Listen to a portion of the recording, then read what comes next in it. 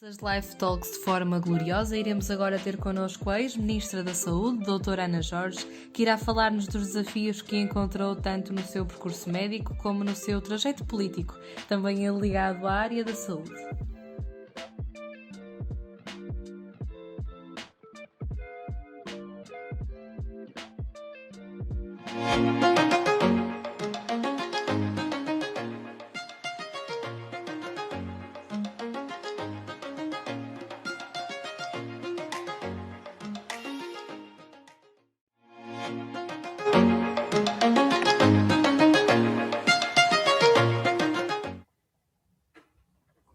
Bom dia a todos, bem-vindos à última sessão de Life Talks. Para esta sessão vamos contar com a presença da doutora Ana Jorge, a quem muito agradeço ter aceito o nosso convite para participar no Medical Meeting. A doutora Ana Jorge, pediatra de formação, assumiu o cargo de Ministra da Saúde entre janeiro de 2008 e junho de 2011, período durante o qual se destacou pela sua atuação na epidemia de gripe A que se registrou em Portugal. Antes de se encarregar da pasta da saúde pela primeira vez, Ana Jorge dirigia o Serviço de Pediatria do Hospital Garcia da Horta desde 2001. Previamente presidiu a Administração Regional de Saúde de Lisboa e Val do Tejo, cargo no qual sobressaiu graças à reorganização das urgências hospitalares pediátricas, apostando no encaminhamento das crianças para os centros de saúde da área de residência e deixando o atendimento hospitalar reservado para casos verdadeiramente urgentes. Contamos então com a presença da doutora Ana Jorge e vou passar-lhe a palavra. Boa sessão. Bom dia a todos. Queria cumprimentar e agradecer o convite à organização do Medical Meeting e na pessoa da Inês Rodrigues, que teve agora a amabilidade de me apresentar. Felicitá-los pela persistência e resiliência neste processo que tem a ver com a pandemia vos pôs à prova. No fundo, também saudar todos os participantes do meeting e desta sessão e tentar, aquilo que me pediram foi falar da minha experiência pessoal, mas profissional, são 48 anos de vida profissional e eu tentei tirar algumas áreas,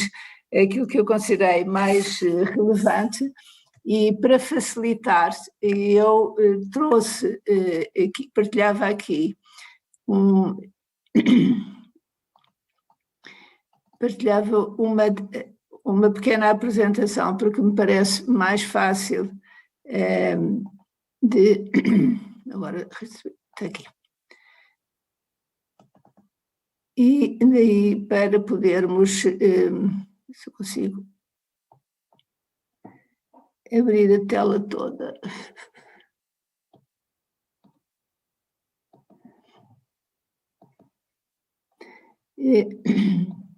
Para poder ser mais fácil a orientação e não perder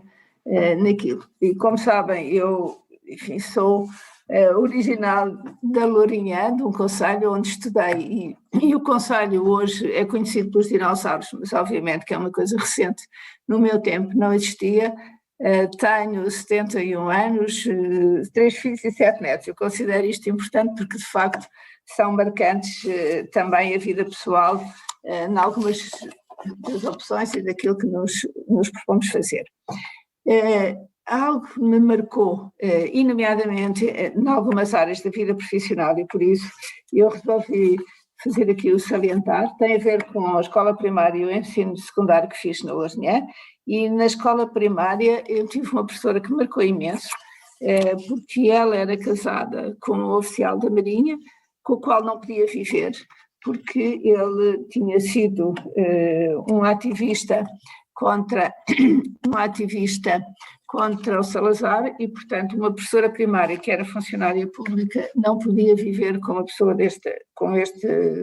componente política. Obviamente que isto não era transmitido na escola, mas que eu conhecia através da relação que a própria professora mantinha com os meus pais, porque éramos vizinhos, e isso foi algo que me marcou muito, porque não era entendível para mim, obviamente. E depois o ensino secundário é feito até o 5º ano, que corresponde mais ou menos hoje ao 9º ano, e eu vou para Lisboa com 16 anos para fazer o liceu, o sexto e o sétimo, e de certo modo depois poder continuar na faculdade. Sempre tive uma grande atividade comunitária no sentido de movimentos de jovens e o tempo em que estive nos primeiros tempos de Lisboa, nós tínhamos isto que eu considerei aí a diáspora de Lourinhã, que era tentar que as pessoas que estavam deslocadas em Lisboa a estudar pudessem ter momentos de encontro, de partilha e que tinham algumas coisas também de visita cultural, visita a museus, a palácios e alguma expressão, porque era de facto difícil a integração de quem vinha da chamada província para a cidade, o que hoje felizmente isso está ultrapassado. E é no liceu que depois se põe a escolha do curso de medicina, e vocês perguntam-me como é que eu escolho medicina, e a escolha da medicina não foi fácil, nem muito logo à primeira vista. A minha primeira opção era muito pela química ou pela física, um bocadinho pelo trabalho laboratorial, que tinha sido a influência da leitura do livro da vida da Madame Curie, e que me tinha marcado isso, mas havia ali qualquer componente que ao fim de algum tempo, só uma área muito laboratorial, muito isolada, perdia o contacto humano, que eu considerava importante, e aí faz com que eu faça depois a opção pela hipótese da medicina e de uma atividade mais social, mais envolvida nisso, que está a forma que mesmo no final, depois da opção, ou de uma hipótese como opção pela medicina, feita já em Lisboa, há uma opção, há aqui uma hipótese de ir para o serviço social e que, de tal maneira que eu, há mesmo um momento bem que eu decido, quando me ia inscrever, por uma certa influência de um amigo de família que me leva de boleia para Lisboa, porque para fazer a matrícula me convence durante hora e meia, que era a viagem, que era um disparate eu não ir para a medicina, que era aquilo a mim. E assim apareceu o curso de medicina, e o curso de medicina é feito de uma forma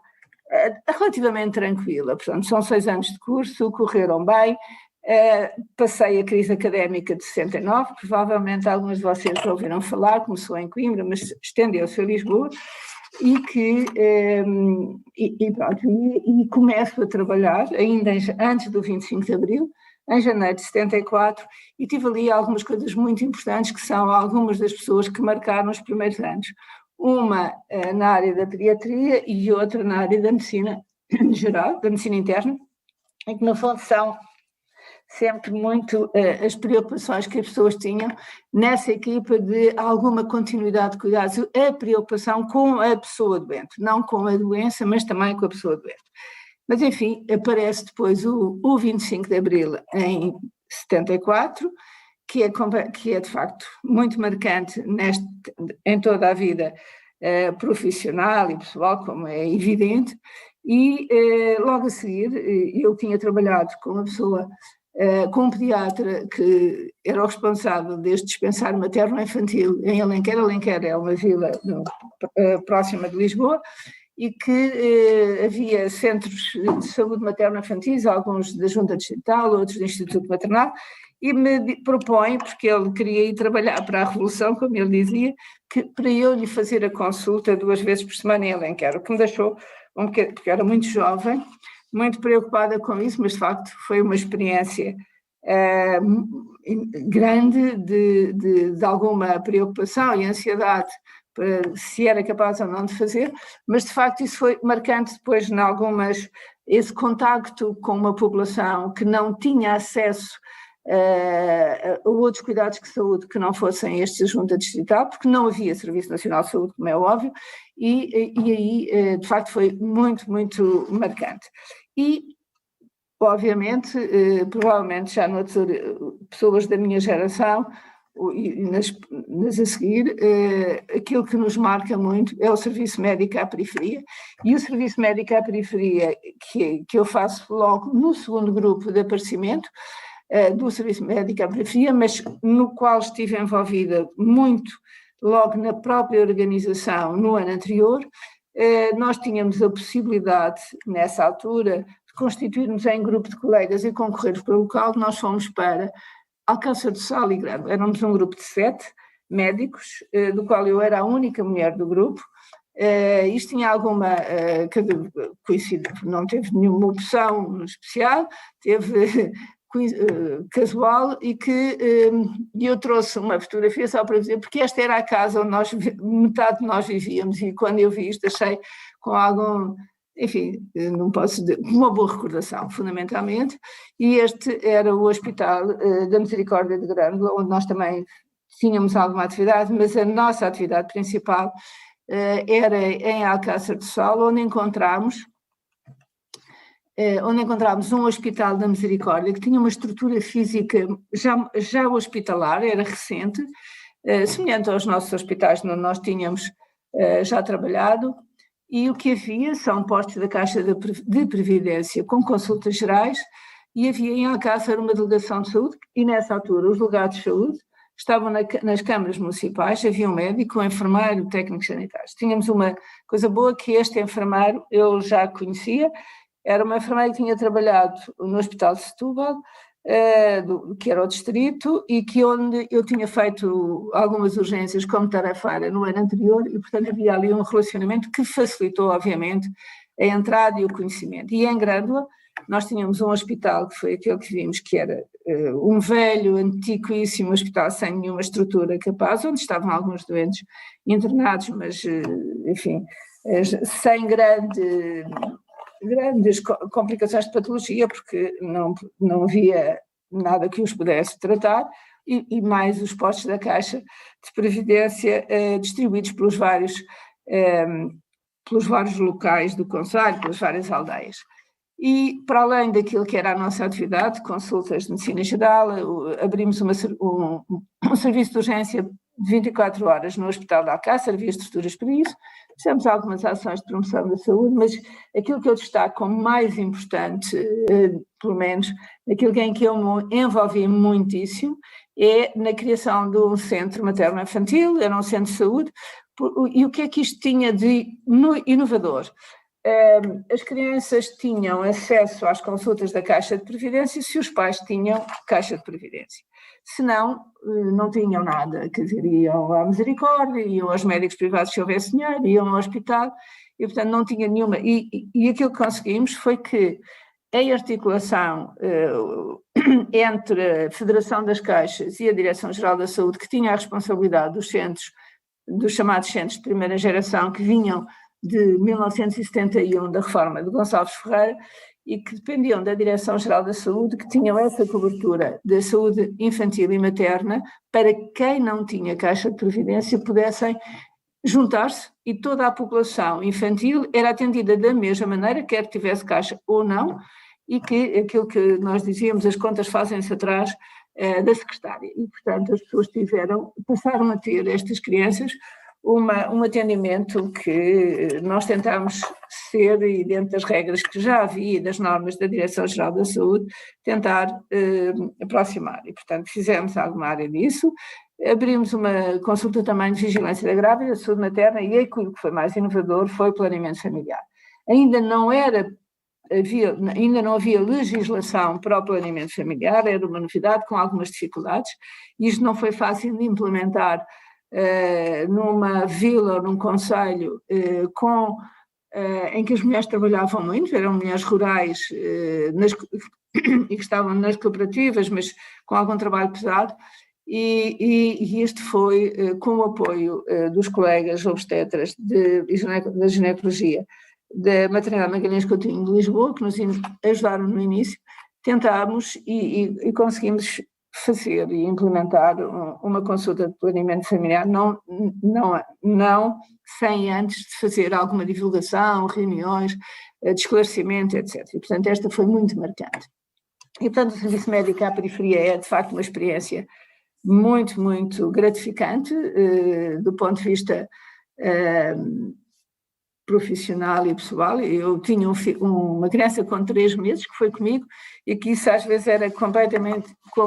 difícil conciliar o serviço de urgência noturno com o atender a criança, e ela ou ia para o hospital, e as enfermeiras que tinham um dormitório neste Hospital da Misericórdia ajudavam a tomar conta, ou ia para a casa da creche, da educadora da creche. Portanto, isto são as vicissitudes, mas tudo feito com um objetivo que era o interesse por estar ali e a trabalhar. E, portanto, há o regresso a Lisboa e o regresso para a entrada na especialidade, e, portanto, nós fomos um grupo que considerou, foi P6, portanto, provavelmente também já ouviram falar nisso, nunca mais, entre a saída da faculdade, entre acabar o curso, os P's e o tempo de demora de entrada, chegámos 6 anos depois. Que deu alguma maturidade, obviamente, do ponto de vista profissional e pessoal, mas que foi um atraso do ponto de vista da evolução. Nesse intervalo fiz outra coisa que é muito marcante. Eu integrei uma equipa de saúde escolar no Centro de Saúde de Caneças depois de vir da periferia, ao mesmo tempo que trabalhava no hospital, e aqui a experiência embora fosse na periferia de Lisboa, muitas das crianças não tinham médico assistente e, portanto, encontrei muitas patologias, muitas malformações congénitas que nunca tinham sido diagnosticadas. Uma das coisas muito preocupantes era a cárie dentária, que era uma coisa assustadora do ponto de vista, cheguei a encontrar crianças que não tinham sequer um único dente saudável, e para além disso, houve uma possibilidade, porque no mesmo sítio havia um centro de orientação médico-pedagógica que pertencia à Segurança Social, mas que tinha a intervenção nas escolas e nesta área, e o insucesso escolar naquela zona era assustador. Portanto, cerca de 56% das crianças não faziam os primeiros, chamada 4ª classe em 4 anos, portanto era de facto muito, muito grave, e fizemos um trabalho de equipa, em que havia uma equipa multidisciplinar e mesmo um verdadeiro trabalho interdisciplinar, que hoje tanto se fala, que às vezes é difícil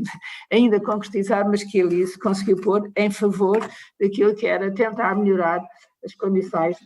das crianças e o seu percurso escolar, e este trabalho ao fim de 4 anos conseguimos reduzir, este número é muito importante, 50 pais para 35% do insucesso escolar nessa população, o que era mais ou menos a média nacional. E depois vem a escolha da pediatria, e obviamente com todo este trabalho, já feito com crianças, já a experiência, foi a escolha feita, mais ou menos natural, mas de uma forma diferente daquilo que é o tradicional. Portanto, eu tinha a preocupação da criança enquanto um ser global, de uma pediatria compreensiva, de tal maneira que um dos primeiros livros que eu comprei quando fui para o internato, para além do Nelson, que é a chamada Bíblia da pediatria, pelo menos básica, foi um livro que se chamava Pediatria Compreensiva. Obviamente anglo-saxónica, porque era aquilo que havia. E após terminar o trabalho em saúde escolar em Caneças, eu passo 10 anos na Escola de Saúde Pública como assistente da cadeira materna, saúde infantil, materna e escolar e dos adolescentes, e que me dá depois uma visão, completando uma visão da importância do planeamento, do trabalho em saúde pública e da saúde da comunidade, obviamente sempre ligada à criança, mas que me permite um conhecimento mais global e que é de facto muito importante. E depois também um outro ponto que vocês perguntaram, que eu falar são os concursos da carreira médica. Eu sou, e tenho que dizer, uma defensora acérrima por uma carreira médica bem definida, com progressão, de acordo com a diferenciação e qualificação interpares, que é gratificante do ponto de vista pessoal e profissional. E também é a garantia da qualidade dos cuidados prestados nos serviços de saúde. Sem profissionais qualificados de carreira, que essa carreira tenha, do ponto de vista profissional, patamares diferenciados e, obviamente, tem que haver uma correspondência do ponto de vista financeiro e não podemos ser todos iguais, porque a responsabilidade também é diferente. E sem isto, nós não conseguimos ter um Serviço Nacional de Saúde forte, nem com uma resposta capaz. Aliás, a evidência se mostrou agora ao longo da pandemia. E de facto, a minha geração, eu vou descrever isto porque isto hoje não é assim. Nós temos um exame de fim de especialidade hospitalar, isso toda a gente tem, ou da especialidade hospitalar ou qualquer outra especialidade médica, porque quer a saúde pública, quer a medicina geral e familiar. Depois, a seguir, 6 meses depois, fiz o exame de titulação à Ordem dos Médicos para ser considerada na Ordem como especialista. Isto hoje é o mesmo, e eu fui uma das pessoas que lutei para que este exame fosse, porque estive depois na Ordem, no colégio, para que isto fosse único. A seguir, há um concurso de provas públicas para assistente hospitalar de carreira médica, e estas provas públicas são provas de discussão curricular com doentes, 2 doentes e uma discussão teórica, que foi um concurso que levou 1 ano e meio para acabar. E depois, a seguir, outro concurso público de graduação, para ser assistente hospitalar graduado, e este aqui foi já só discussão curricular, mas com um júri de 5 elementos, e mais tarde, o concurso para assistente graduado sénior, e já numa outra fase, e, portanto, no Garcia de Horta, para onde fui, também com um júri de 5 elementos, e, portanto, aí só discussão curricular, mas era uma discussão profunda. Bom, e o percurso teve outras vicissitudes. Eu aceito desafios frequentemente, e, portanto, o primeiro, logo depois disto, em 91, a ida para Almada, para o serviço de pediatria, organizar o serviço. Esta ida para Almada é uma equipa coordenada por professor Torrado da Silva, que era um dos pediatras à altura de nome, que eu já conhecia, com quem eu muitas vezes discutia alguns problemas da pediatria em Portugal. E, portanto, tínhamos ali alguma coincidência de posições. Ele tinha uma experiência larga, até que tinha vivido também por razões políticas fora de Portugal, na Suíça, e que lhe dava uma visão completamente diferente, e que era importante, porque o Serviço Nacional de Saúde tinha aparecido em 79, como sabem, mas só depois se foi desenvolvendo, e eu conhecia algumas dessas áreas e sempre à espera que em Portugal pudesse chegar qualquer coisa que era como no Reino Unido, porque muitos de nós, e eu não fui infelizmente, mas muitos colegas, faziam alguns estágios, alguma especialização em Inglaterra e traziam de lá as novidades, como é que era trabalhar com o Serviço Público de Saúde. E a bem da população, porque muitas vezes as dificuldades entre cuidar, pedir exames para diagnóstico e medicar, e as pessoas diziam-nos que não tinham nada, portanto não tinham qualquer direito à assistência médica, a não ser a consulta no hospital, e portanto isso tornava de facto muito difícil. E logo a seguir surge um outro desafio, que é ir para a ARS de Lisboa e Val do Tejo, porque a equipa que vai assumir nessa altura é uma transição política também geral, em 95, a equipa que vai para a saúde me propõe isto, como eu hesitei um bocadinho, tinha 5 anos do Hospital Garcia de Horta, onde estava muito envolvida, tinha saído da minha área de conforto de Lisboa, que era o Hospital Dona Estefânia, onde já tinha chamado lugar de quadro, portanto tinha um lugar definitivo, mas optei por ir, e a ponte 25 de Abril era uma coisa preocupante para mim, passar todos os dias, mas depois lá isso se ultrapassou, mas a vinda para Lisboa não teve nada, para a ARS não teve nada a ver com isso, teve a ver com um projeto. Foi uma área muito interessante, onde aprendi muito e desenvolvi, e acho que foi importante. Há pouco referiu a reorganização das urgências pediátricas, foi aí que apareceu o chamado Rim Dói, que foi a primeira vez que houve uma campanha muito séria de informação e de conseguirmos reduzir a procura da urgência pediátrica por situações que não são necessárias de cuidados hospitalares e que poderiam ser resolvidos nos centros de saúde, e houve um trabalho intenso de articulação com os centros de saúde na área da saúde infantil, que foi marcante. Pena que depois tivesse sido um bocadinho desvirtuado. Mas pronto, essas são as vicissitudes da vida, mas também tive um problema, que é, nós também assumimos, e durante 15 anos a seguir a ter saído da ARS, tive um processo em Tribunal de Contas que acabou em 2015. E, portanto, estas são as vicissitudes de quem assume lugares de direção. Mas, e o bom filho à casa torna, e eu voltei ao serviço de pediatria, acabando este lugar de dirigente superior, e voltei ao serviço de pediatria, onde desenvolvi, e aí já numa outra fase, muito aquilo que marcou algumas das minhas áreas, que é a humanização dos serviços de saúde à criança, a preocupação com a forma como as crianças estão nos serviços de pediatria, o acompanhamento dos pais, que já era permitido, mas era só durante algumas horas, o tentar que passassem a poder estar a tempo inteiro, e portanto isso foi muito, muito marcante. Fizemos muito trabalho com o Instituto de Apoio à Criança, Passei pelo Colégio da Especialidade da Ordem dos Médicos, pela Liga Portuguesa contra a Epilepsia, onde fui dirigente nacional, secção de desenvolvimento, enfim. E depois houve duas preocupações, que foi a intervenção precoce, que depois mais tarde no Ministério isto tem de repressão, a criação, ou melhor, a vinda de um projeto que fui buscar em Estrasburgo, que é a possibilidade de ter música nos hospitais e nas instituições. São um grupo de músicos preparados, que fazem um curso de 400 horas, portanto é sério, para poderem trabalhar ou nos serviços de pediatria ou nos mais velhos. E, paralelamente, a partir de acho que é 99, 2000, eu assumi na minha terra natal uma componente na Assembleia Municipal, primeiro como membro e depois durante 2 mandatos como presidente da Assembleia, que é também uma experiência como autarca importante e que é importante a seguir quando eu assumo em 2008, depois de ter aceito o convite para Ministra da Saúde, que me caiu chamado do céu aos trambolhões, sem pensar porquê. Eu não tinha atividade política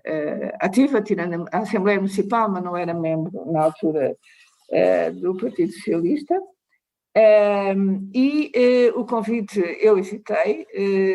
muito, como é óbvio, mas tive 24 horas para decidir. E valeu uma conversa com uma amiga que não tem nada a ver com a saúde e que depois da conversa com ela acabei por decidir aceitar, porque ela disse: se não aceitas vais-te arrepender para o resto da vida. E pronto, enfim, lá estive, lá aceitei o desafio, porque eu tinha, uma semana, 15 dias antes, feito uma entrevista onde tinha feito umas críticas muito sérias, mas fui com alguns desafios e eu pus aqui alguns daquilo que eu considerei mais significativos. O reforço do Serviço Nacional de Saúde, que estava a decair, muito de importância, e este era o dado assente. De tal maneira, este reforço foi importante que nós, em 2009, celebrámos os 30 anos do Serviço Nacional de Saúde e não foi fácil conseguir que a área política em geral, do qual estava no governo, e alguns setores da saúde quisessem celebrar os 30 anos do Serviço Nacional de Saúde. Mas foi feito e foi uma chamada pedrada no charco que foi importante para voltar a pôr no sítio aquilo que era importante,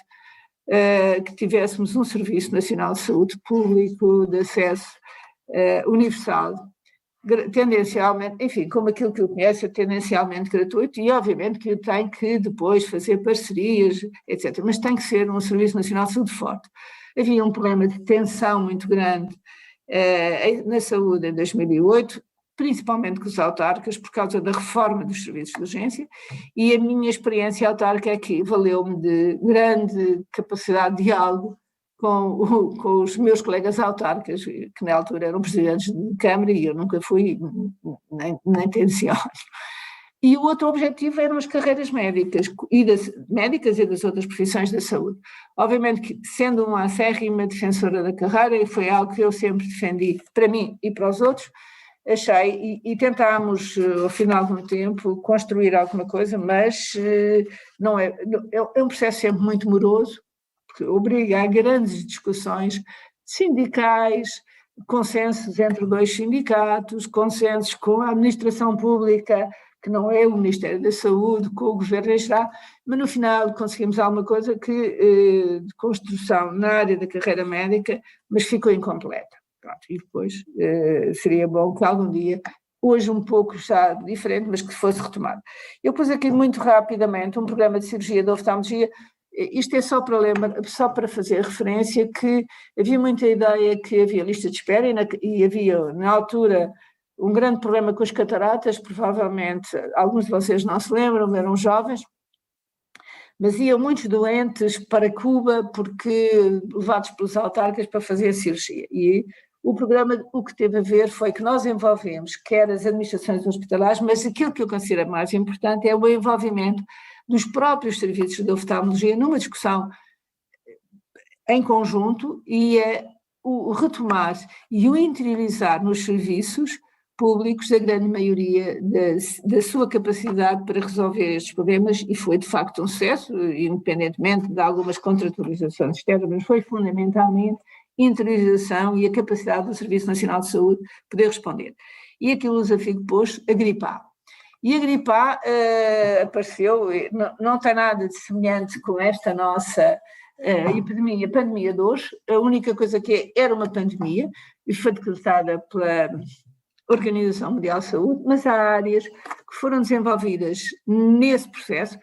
O H1N1 era um vírus da gripe que já era conhecido, já tinha aparecido noutras situações e, portanto, não havia muito de novidade no sentido de se conhecer o seu comportamento, o que é que poderia dar, dava algumas situações graves, atingia a população fundamentalmente mais jovem e não a mais idosa, até porque a mais idosa ainda tinha provavelmente algum resquício de imunidade contra o H1N1 de tempos mais antigos, mas aquilo que é importante lembrar é que foi pela primeira vez que foi chamada a atenção para a importância da etiqueta respiratória. Fizemos campanhas imensas em colaboração com o Ministério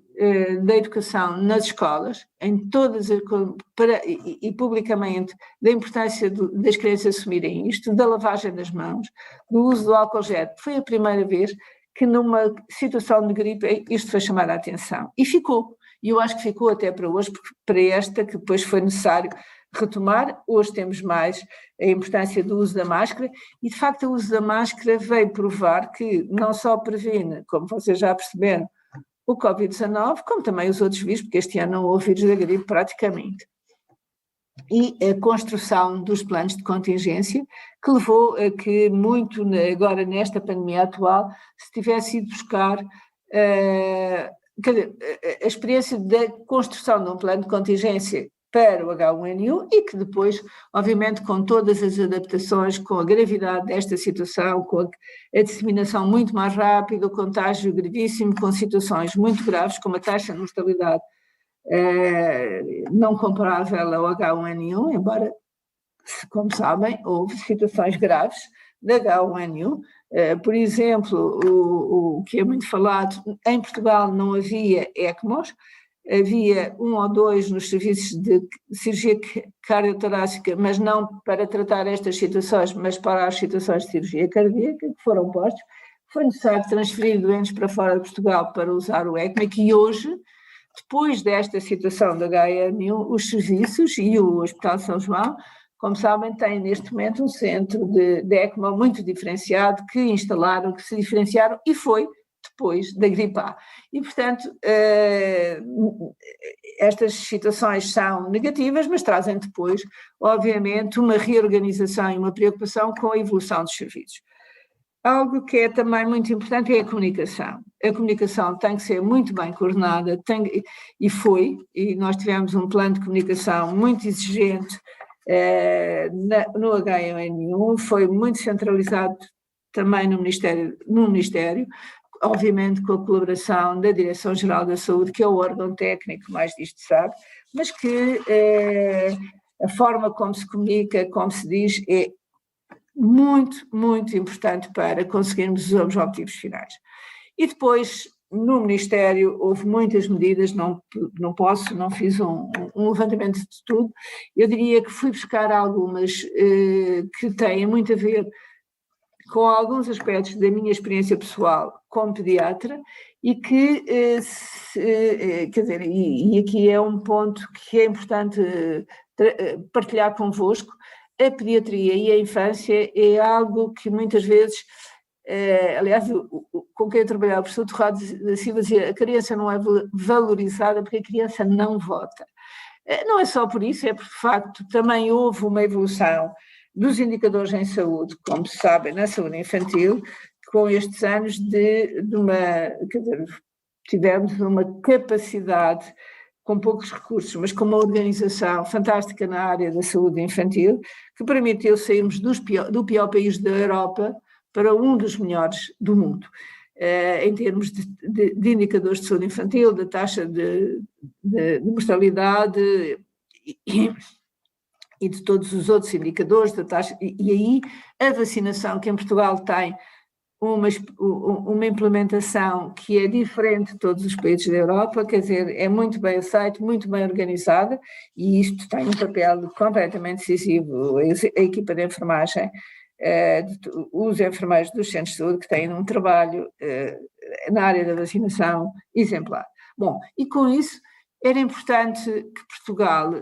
que tinha ratificado em 89 a Convenção dos Direitos da Criança, e o primeiro artigo diz que a criança, do ponto de vista social, é todo o ser até aos 8 anos, e que a idade pediátrica do atendimento fosse considerada, e foi a partir de 1 de junho de 2010 que isto foi criado, e foi o 1 de junho, porque é o Dia Mundial da Criança. E o outro era um decreto-lei importante, que é a criação do sistema de intervenção precoce, também dedicado às crianças com problemas, principalmente nos primeiros anos de vida. Foi muito difícil, eu tinha trabalhado desde 92 nesta área da intervenção precoce, em grupos de trabalho, nunca tínhamos conseguido,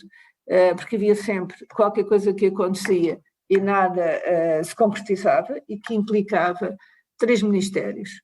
O Ministério do Trabalho e da Segurança Social, o Ministério da Educação e o Ministério da Saúde. E conseguimos. Éramos 3 mulheres, por acaso, mas que um entendimento para que o sistema de intervenção precoce pudesse, não o ideal, mas aquilo que era possível, e foi bom, mantém-se e tem feito um trabalho excelente ao longo destes anos. E depois uma outra também preocupação de uma área que eu também tinha trabalhado muito na área da pediatria, que é o reconhecimento dos maus tratos como um problema de saúde pública, e que é grave, e que foi criado os núcleos de intervenção dos serviços de saúde, quer nos hospitais, quer nos centros de saúde, foi criado por despacho ministerial a constituição e o reconhecimento da importância destes núcleos, com toda a parte regulamentar já, e que foi considerado até pela Organização Mundial de Saúde como um bom exemplo. E, por último, não posso deixar de dizer que as outras medidas, embora já tenha falado, a importância que dei às carreiras médicas. E, resumindo isto tudo, eu tenho aqui algumas áreas que respondem aqueles mais marcantes na minha vida profissional, o dispensar materno, resumindo, e estou mesmo quase a acabar. O dispensar materno-infantil em Alenquer, o serviço médico à periferia, o ter feito parte de uma equipa de saúde escolar, o próprio Hospital Garcia de Horta, o que é a dinâmica da criação de um serviço de raiz. Não existia nada, o hospital não existia, era um hospital velho da Misericórdia, e aparece um edifício novo, e o edifício novo que não havia profissionais no outro serviço, não havia serviço de pediatria sequer no hospital velho. E, portanto, há uma equipa que aparece dos mais diferentes locais do país, com experiências diferentes, e que consegue juntar-se e criar um serviço de uma discussão nova daquilo que foi feito na área da saúde materno-infantil, com a ligação aos centros de saúde nesta área. A primeira notícia de nascimento é feita lá, a unidade coordenadora funcional de saúde materno-infantil é ali que se desenvolve, enfim, uma série de áreas. Era como se fosse depois, mais tarde, até depois de eu ter regressado, a primeira vez que regressei, era uma espécie de balão de ensaio para algumas ideias que eram postas, nomeadamente a humanização, a própria ARS-LVT, o Conselho de Administração, e depois o Ministério da Saúde. Obviamente foi muito marcante na minha vida, uma experiência muito grande naquilo que é uma gestão macro, e voltei, depois de sair do Ministério, voltei ao Hospital Garcia de Horta, ao meu hospital, como eu costumo dizer, e não fui para a pediatria, mas porque aceitei um desafio novo, no então Conselho de Administração, onde mantive ali ainda 7 anos, criando aquilo que foi chamado o Centro Garcia de Horta, muito dedicado à investigação, à formação e ao ensino, e juntando estas 3 áreas transversais ao hospital, nós conseguimos, na área da investigação, quer desenvolver muito mais os ensaios clínicos, e fizemos uma parceria com uma CRO, e que são importantes a área da investigação, e eu estive a ouvir um bocadinho a colega anterior, e portanto, se nós não tivermos investigação, quer mesmo os ensaios clínicos, permite, por um lado, que alguns doentes tenham acesso a medicamentos inovadores, e por outro lado, isto também, do ponto de vista financeiro para o hospital, estes doentes que estão em ensaios não são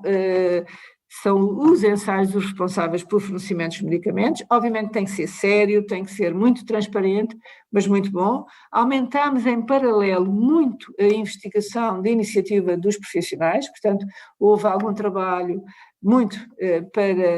e de apoio à construção de projetos de investigação, e o hospital não é um hospital universitário, embora tenha muita área de ensino em estágios, quer em alunos dos cursos de medicina, com parcerias com a Faculdade de Medicina de Lisboa, quer com outras áreas de todas as profissões da saúde, e nós que fazem estágios no hospital, que são muito importantes, centralizado, e esta formação é a formação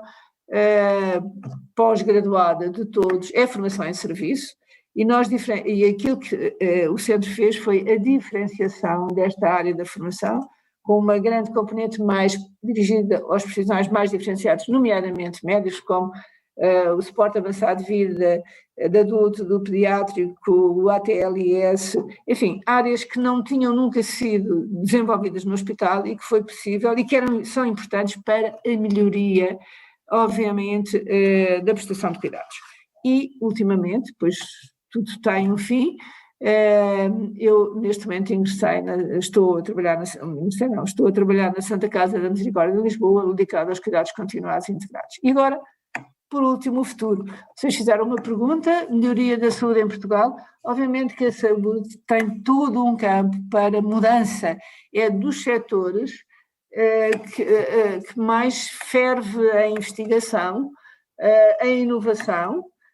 quer esta inovação é muito dedicada à tecnologia. As tecnologias são tecnologias para o diagnóstico, para as terapêuticas, medicamentosas ou não, como mais uma vez vimos anteriormente, e que são, obviamente, nos mais campos científicos, não esquecendo que a investigação e a melhoria também têm uma componente que é importante não esquecer, que é a própria organização do sistema de saúde ou da organização dos serviços, e que isso há também áreas de investigação que são importantes para fazer, porque o Serviço Nacional de Saúde não é, embora os princípios se devam manter, tem que se adaptar à nova geração, às novas inovações, à nova forma de estar. E que isso, a pandemia, veio trazer algo de muito positivo neste aspecto, da minha leitura. Pôs muito na discussão e na primeira palavra a importância de um Serviço Nacional de Saúde público, com uma capacidade de resposta. Nós, apesar de muitos sustos, de muito problema que houve, mas os serviços públicos e a organização do Serviço Nacional de Saúde dos públicos e a sua capacidade depois da organização mais com os outros parceiros, conseguimos dar uma resposta embora tivesse havido, nomeadamente já agora em janeiro, alguns problemas complicados na gestão dos doentes a nível hospitalar, mas foi capaz de responder. E foi capaz de responder também porque a saúde pública, ainda há pouco estava aí o Ricardo Mexia, que eu entrei há pouco também a falar, que a ele pertence, foi a saúde pública é algo que tem que voltar a estar com o seu lugar mais bem definido, mais importante no SNS. Portanto, é importante reforçar um serviço público que depois tem capacidade de regular e fazer as regras e as normas para que possa haver a colaboração do setor social e dos privados. Sem um serviço bem feito, nós corremos o risco ou melhor, a população corre o risco de não ter um serviço de qualidade. E, obviamente, que não há Serviço Nacional de Saúde forte sem a dignificação das profissões da saúde, quer nas carreiras de diferenciação técnica, mas que têm que, obviamente, ser acompanhadas por um reconhecimento financeiro. E isso não tem sido, principalmente nos últimos tempos, nas carreiras públicas e pós-troika, foi complicado. E, portanto, a medicina tem um futuro, é ciência, é tecnologia, mas não podemos esquecer de uma coisa, não é só ciência e tecnologia, do ponto de vista da técnica, é muito de humano e de relação interpessoal. Podemos optar por estar só dentro de um laboratório, mas quer dizer, não, mas tudo o resto que é para tratar doentes, não podemos esquecer que a saúde, a medicina é também relação interpessoal, relações humanas, é uma profissão humanística. E, portanto, deixamos aqui, para terminar, um obrigado com por esta partilha convosco do meu sentir da saúde, e agora estarei disponível se quiserem alguma questão. Eu não sei quanto tempo é que levei, não controlei, mas penso que não ultrapassei muito. Não faz mal. Muito obrigada pela partilha da sua história. Tenho a certeza que servirá de inspiração para os futuros e futuras médicas que nos estão a assistir, e obrigada por todo o trabalho que fez e desenvolveu para melhorar o Sistema Nacional de Saúde. Eu tenho aqui algumas questões para colocar dos nossos participantes. A primeira é: ao longo da história temos tido vários ministros da saúde que não são médicos e que por isso acabam por não conhecer a verdadeira realidade de um hospital ou centros de prestação de cuidados de saúde. Considera importante o Ministro da Saúde ser médico? Assim, pode ser importante, não tem que ser forçosamente médico, não é? Aliás, eu penso que terei sido a segunda, foi o Paulo Mendo, que é um colega do Porto, há uns anos, foi o Dr. Galhordas, ainda no tempo, penso que foi secretário de Estado, houve vários secretários de Estado da Saúde, e depois os outros foram fundamentalmente, depois de mim houve o professor Adalberto. Acho eu que da área médica somos nós. Temos uma leitura diferente, uma postura diferente e de entendimento, não é obrigatório. Obviamente que o relacionamento e o reconhecimento, muitas vezes, quando se vem da prática, quando se tem uma experiência, e a minha foi muito grande do ponto de vista profissional, eu trabalhei em centros de saúde, trabalhei em hospitais, portanto tenho uma leitura e uma atitude em relação a isso que facilita o contacto. Mas, assim como sendo médico tem que ter outra componente de gestão, nomeadamente da área financeira, que eu não tenho, e obviamente importante para poder fazer o resto que o Ministério da Saúde faz, mas que ajuda um bocadinho a algum entendimento e a forma diferente, obviamente, mas não é decisivo. Pronto. Obrigada. Vou passar então à segunda questão. À semelhança da doutora Ana Jorge, também o professor Dr. Nuno Labantunes, que foi um dos convidados para as nossas live talks, falou da experiência durante o ano que prestou serviço médico na periferia, no caso dele na Serra da Estrela. Do seu ponto de vista, esses serviços médicos em terras mais periféricas fazem falta na formação atual dos médicos? É assim, quando nos perguntam à nossa geração se o serviço médico à periferia foi importante, nós todos dizemos que sim. A experiência do ano, da forma como foi feito, não quer dizer que agora se possa fazer da mesma maneira, até porque hoje os serviços, os locais mais periféricos já têm alguma estrutura de saúde que no nosso tempo não tinha, e eu penso que o professor Manuel Antunes, se não é do meu ano, é do ano anterior ou do ano a seguir, portanto somos muito próximos. E que a experiência foi do conhecimento um bocadinho da vida real, fora dos grandes centros, que o outro também é real, como é óbvio, mas tem aquilo que eu considero que é a maturidade que a pessoa, porque está mais sozinha, não tem um grande hospital ou um grande centro que lhe dá uma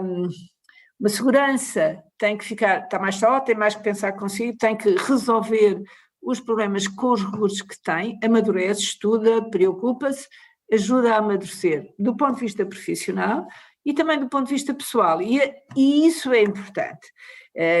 que é um médico tem que tomar muitas decisões e, portanto, quando perante o doente tem que decidir, tem que fazer diagnóstico, tem que transmitir e ser capaz de transmitir ao doente se o diagnóstico, que às vezes nem sempre é uma boa notícia, e essa forma de fazer, essa forma do contacto, é preciso maturidade e a experiência ajuda para que isso aconteça. Portanto, se me pergunta, eu digo sim. Se é condição sine qua non, eu não posso dizer que seja, como é óbvio. Agora que a experiência de outros locais, daí a valorização, em algumas áreas, do trabalho voluntário, quer dizer, que não tem nada a ver com a saúde, em que muitas vezes, alguns de vós, alunos, fazem muitas atividades hoje em dia com outro tipo de atividades e que isso ajuda ao conhecimento da vida, porque o curso de medicina exige muito estudo, muito trabalho isolado e, portanto, a pessoa fica muito, até porque as notas ou se tem ou não se consegue atingir aquilo que se pretende, não é? E poder ter um trabalho de proximidade com outras pessoas, o trabalho humano é importante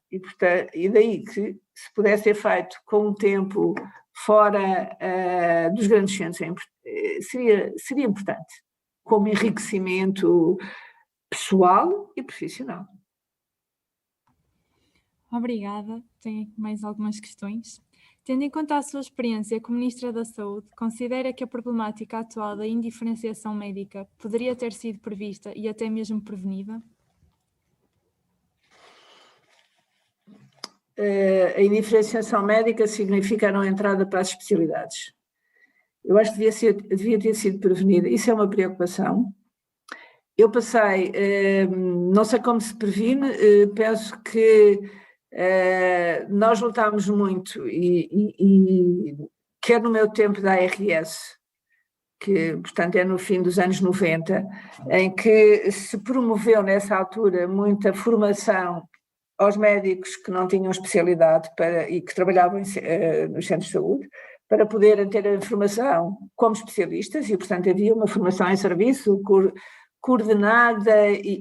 porque toda a gente tinha que ter diferenciação. E hoje ainda em dia, quando os cursos de medicina são 6 anos e ao fim dos 6 anos não têm sequer, têm um tempo muito curto de experiência profissional, torna-se importante que tenham alguma diferenciação. Não há experiência pessoal, profissional, maturidade no fim do curso para ser largado, como eu costumo dizer, largado, para poder ir trabalhar. Quando se acaba o curso e se começa uma especialidade, e só no fim, muitas vezes, a especialidade é que a pessoa, depois de ter este conhecimento, consegue começar a ser mais autónoma, não é? E, portanto, é uma pena não se ter acautelado. Acho que teria que haver um esforço para que houvesse capacidade para dar especialidade a todos. Eu sou de um grupo e isto, enfim, não estou a dizer que se tenha que fazer isso, obviamente os tempos são outros, mas em 77 o meu grupo de curso, ou melhor, o meu grupo da periferia, que era a nível do Porto, de Coimbra e de Lisboa, nós optámos porque queríamos todos entrar numa especialidade. E houve um movimento nacional que aderiu a 100% numa pressão e uma greve geral ao exame de entrada na especialidade, e com um cumprimento de 100%, para que tentarmos forçar a especialidade para todos. Considerávamos importante na formação, tínhamos vindo do serviço médico à periferia, tinha havido alguma esperança nisso e conseguimos. Obviamente os tempos são outros, não estou de maneira nenhuma a advogar este modelo de intervenção nos momentos atuais. A época, nós estávamos numa pós-revolução, no início do Serviço Nacional de Saúde, e portanto, que ainda não havia, e portanto, mas que se fervia que tinha que aparecer, mas eu acho que era muito importante que isso fosse acautelado. Tem a ver com a capacidade formativa dos serviços para dar a especialidade também, mas aquilo que se passa com os médicos indiferenciados, nomeadamente ao nível dos serviços de urgência, dos hospitais, e não só, por pessoas pouco formadas, tem um custo em saúde e custo financeiro muito elevado. Primeiro, pedem-se exames complementares, muitas vezes sem qualquer critério clínico, mas por insegurança, e portanto a medicina defensiva. Prescrevem-se medicamentos, muitas vezes, que não fazem nenhum sentido, e de facto é por pessoas que têm uma formação básica de licenciatura, mas que precisariam de amadurecer e de aprender muito mais. Portanto, eu acho que tem que haver em Portugal um pensamento claramente para esta população, para nós não deixarmos haver mais médicos indiferenciados, que não é bom para a saúde dos portugueses. Obrigada. Para terminar, pedia-lhe só que respondesse de forma breve, que nos contasse como é que foi ser uma mulher a estudar medicina antes do 25 de Abril. Houve algumas coisas engraçadas. O curso tinha muito mais homens do que mulheres. Eu, durante. Ainda éramos apontados. Eu fui para a medicina e a minha mãe, por exemplo, não queria que eu fosse para a medicina, achava que não era uma profissão para as mulheres. Eu devia ser professora. Era uma vida mais tranquila, o que não era exatamente a opinião do meu pai. Pronto, mas o curso correu mais ou menos bem e, apesar de tudo, a relação era boa. Quando chegámos, mas ainda tínhamos algumas coisas engraçadas. No último ano, nós tínhamos organizados em grupos por ordem alfabética, quer dizer, que no meu tempo era assim que se fazia, não é? A inscrição, portanto, quer o liceu, quer a faculdade também era por ordem alfabética. Como eu me chamo Ana, estava mais no grupo dos homens, porque há mais As, e as mulheres são todas Marias qualquer coisa, não é? Em Portugal, e mais frequente. E eu, por razões que já não me lembro, pedi para trocar e ir para o outro grupo das Marias. E, portanto, houve uma altura em que a turma em que eu estava na clínica cirúrgica eram só mulheres e o assistente estava completamente aflito. E depois fez um discurso de introdução a dizer que na medicina não havia sexo e que, portanto, ali éramos todos alunos de medicina, mas isto era uma coisa inexplicável, porque havia uma dificuldade dos próprios professores com uma turma só feminina, que não era aquilo que era mais habitual, e nomeadamente em algumas especialidades, e que eram completamente vedadas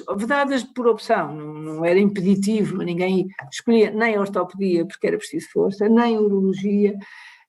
e que hoje isso já não acontece, quer dizer, nós temos colegas nas mais diversas especialidades, nomeadamente estas, portanto houve uma evolução muito grande, mas não era fácil, e nomeadamente porque a educação também era muito feminina e a profissão de medicina é exigente e o curso é exigente. E depois, nos primeiros anos, compatibilizar poder ser mulher, ter filhos,